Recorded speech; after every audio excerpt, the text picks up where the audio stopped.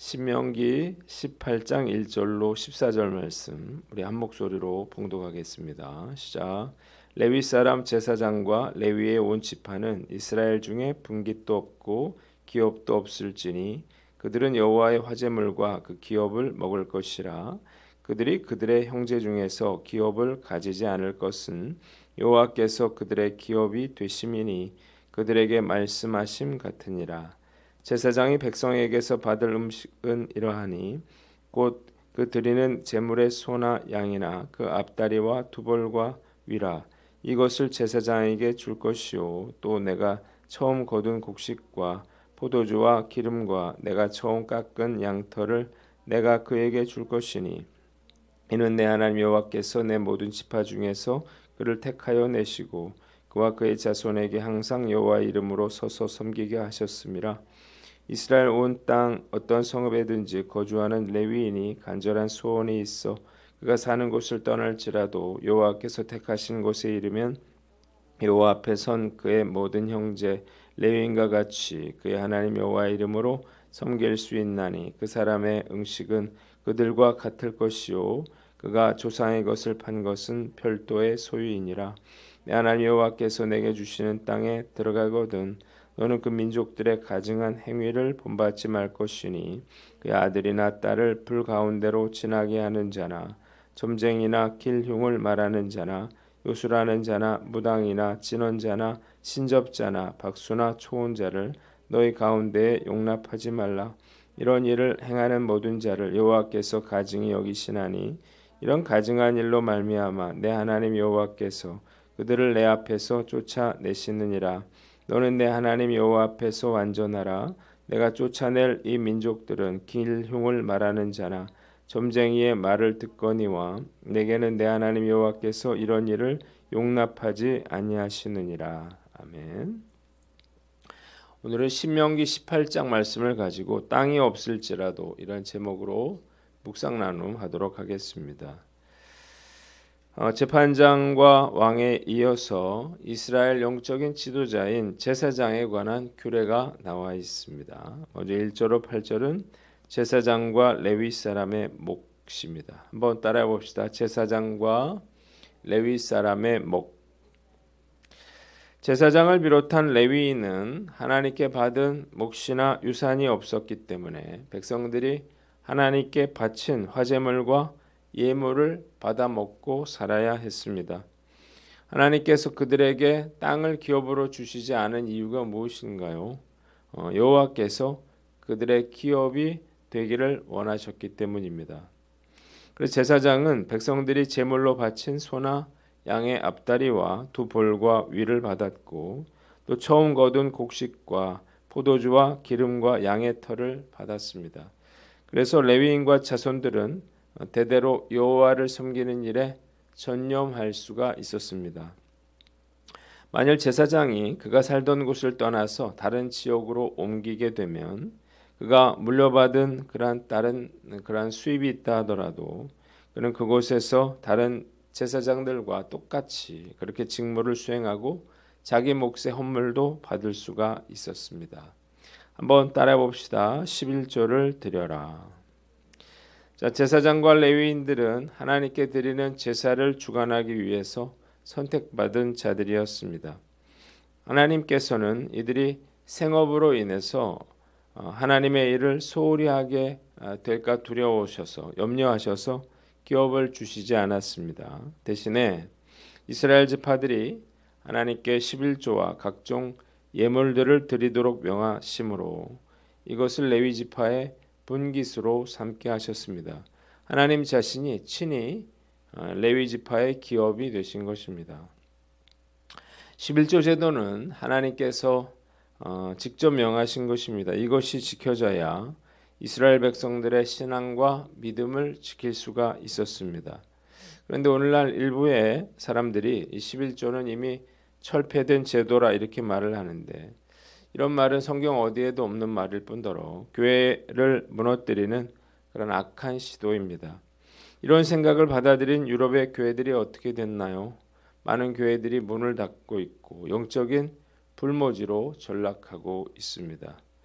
한국 교회도 지금 심각한 그러한 위기 가운데 있습니다. 각 교단의 신학대학은 미달 사태를 겪고 있고 이미 각 교회마다 부교역자들이 부족해서 난리예요. 여러 이유가 있지만 그 중에 재정적인 이유가 크지 않나 그런 생각이 듭니다. 제가 목회를 시작했던 1990년대처럼 말 그대로 열정페이를 강요할 시대는 분명히 아니라는 생각이 듭니다. 이런 상황에서 성도들이 11조도 제대로 하지 못한다면 한국 교회 역시 유럽의 교회처럼 되는 것은 시간 문제입니다. 성도들에게 내가 버는 돈 안에는 하나님의 몫이 있고 이것이 하나님을 위해 전담으로 사역하는 그러한 목회자들의 생계를 위해 쓰여진다는 사실을 잘 가르쳐야 한다 그런 생각이 들어요. 오늘 이 사실을 우리가 마음에 명심하고 주님의 몸된 교회를 잘 지켜 나가시는 저와 여러분들 되시기를 주님의 이름으로 축원합니다. 두 번째는 하나님을 의지하라는 것입니다.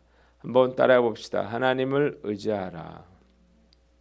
자, 레위 지파에게 기업을 주시지 않은 것은 철저하게 하나님만 믿고 의지하며 살아라고 하는 하나님의 뜻이었습니다. 기업이 주어져서 재물을 소유한다면 하나님만 의지하며 살기가 쉽지 않을 것이기 때문입니다. 사실 지금까지 저는 목회를 해오면서 재정으로 인해서 많은 어려움을 겪어왔는데 그래서 재정의 문제로 어려움을 겪는 성도들의 그 심정을 깊이 이해하고 있습니다. 분명한 것은 아무데도 의지할 데가 없었기 때문에 필사적으로 하나님께 기도로 매달려 살아왔다는 것입니다. 그래서 하나님의 종들은 하나님 이외에는 의지할 대상이 없어야 한다 그런 생각이 들기도 해요. 만약 제가 돈 많은 그러한 부모나 의지할 대상이 있었다면 그토록 열심히 하나님께 기도하지는 못했을 것입니다. 왜 하나님께서 레위 지파에게 하나님을 기업으로 삼게 하셨는지 그 이유를 충분히 이해할 수가 있습니다. 목회자라면 하나님 이외에 그 어떤 것도 의지해서는 안 되겠죠. 그러나 목회자가 아니더라도 마찬가지예요. 왜냐하면 사람은 의지할 대상이 되지 못하고 그리고 돈도 마찬가지이기 때문입니다. 그래서 우리가 힘들어도 우리가 하나님만 의지하며 살아가야 한다는 사실을 믿으시기를 바랍니다. 그래야 헝그리 믿음이 생기고요. 그리고 이를 향하시는 그런 하나님의 역사도 경험할 수 있는 것입니다. 하나님께서 나의 기업이 되어주신다라고 하는 것보다 더 힘이 되고 든든한 일이 어디 있을까요? 지금까지 우리의 기업이 되어주시고 부족함 없이 살게 하신 하나님께서 앞으로도 우리를 먹이시고 보호하시고 인도하여 주실 줄 믿습니다. 일평생 이 믿음으로 우리가 오직 하나님만 의지하며 살아가시는 저와 여러분들 되시기를 주님의 이름으로 축원합니다. 두 번째는 9절로 14절 이교 풍속에 관한 경고입니다. 한번 따라 봅시다. 이교 풍속에 관한 경고. 자, 모세는 백성들에게 가나안 땅에 들어갔을 때 그곳에 사는 민족들이 행하는 그러한 역겨운 일들을 본받지 말아라 이렇게 경고했습니다. 하나님께서 가증히 여기시는 그들의 악한 행위는 어떤 것이 있었나요? 첫째로 10절의 인신제사입니다. 인신제사는 그들의 자식들을 불에 태워서 희생 제물로 드리는 것입니다. 이는 거짓 우상들의 호의를 사서 문제를 해결한다든지 아니면 풍요의 삶을 누리기 위함이었습니다. 두 번째는 점쟁이나 기륭을 말하는 자들이에요. 복술이라고 하는 것은 점을 치거나 미래에 일어날 일에 대해서 예언하는 것을 말하죠. 자, 우리의 미래는 오직 하나님만 알고 계신데 이를 거슬려서 미래를 예언하는 것은 하나님께 도전하는 악한 행위가 되는 것입니다. 세 번째, 요술하는 자와 무당과 박수와 신접자가 나와 있습니다. 요술하는 자는 마술을 부려서 사람들을 현혹시키는 자를 말하고 박수는 어떤 지혜 있는 말로 사람들을 훈계하거나 미래의 일을 예언하는 사람을 말합니다. 박수라는 뜻이 남자 무당이라고 하는 뜻이죠. 신접자는 죽은 혼백이나 악한 영적 세력과 교류하려고 하는 그러한 사람을 말합니다.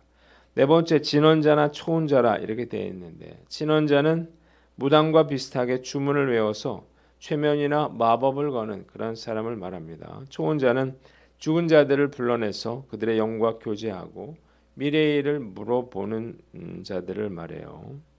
자, 이런 일들을 행하는 자는 하나님이 미워하시고, 또 이런 가증한 일로 인해서 하나님은 이스라엘을 통해서 이 가나안 거민들을 쫓아내시려고 하는 것입니다.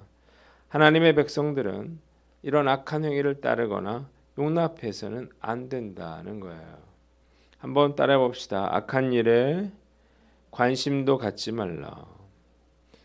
자, 모세의 시대처럼 우리가 살고 있는 2024년도에도 이런 가증한 일들이 버젓이 일어나고 있습니다.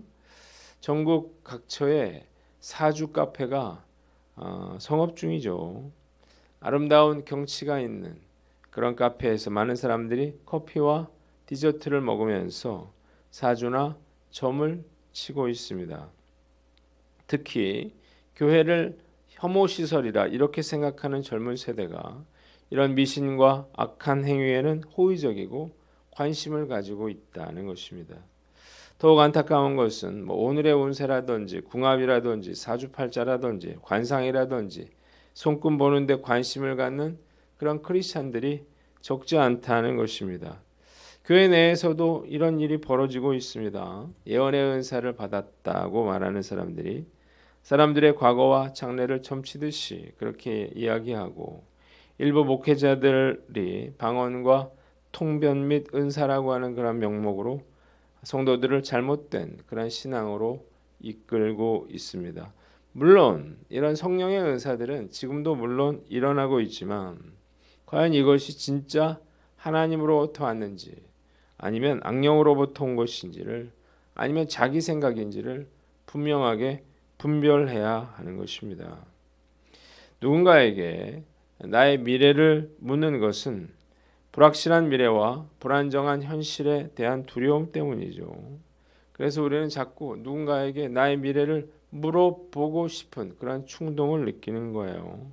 그러나 우리가 분명히 알아야 할 것은 이러한 일들이 하나님께 가증한 일이고 역겨워하시는 일들이고, 또 이런 짓을 저지르다 보면 가나안 족속들에게 임한 것과 같은 하나님의 무서운 심판이 임하게 된다는 것입니다.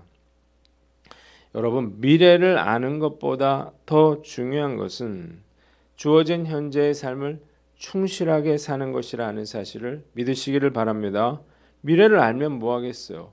그 미래를 바꿀 수가 없는 거예요.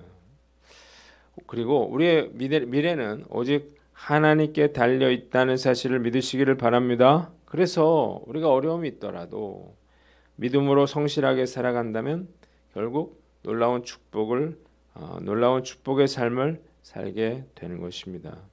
굳이 우리가 미래에 일어날 일에 대해서 관심을 가질 필요가 없습니다. 그리고 이런 일은 가능하지도 않고, 또 이런 행위가 죄가 된다는 거예요.